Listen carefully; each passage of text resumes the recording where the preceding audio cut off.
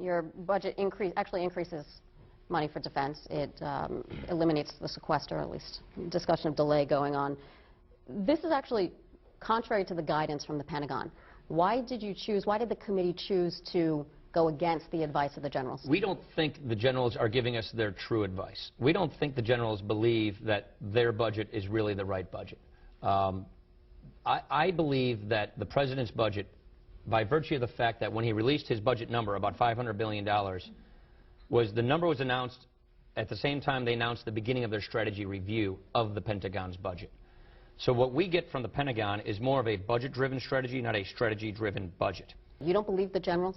I mean, this is not an Obama defense budget. We saw all of the combatant commanders. We saw all of the service chiefs stand up and say, this is actually what we need. And this would not be the first time. This would not be odd for a defense budget to decline after conflicts. Agree. So what I believe is that this budget does hollow out defense.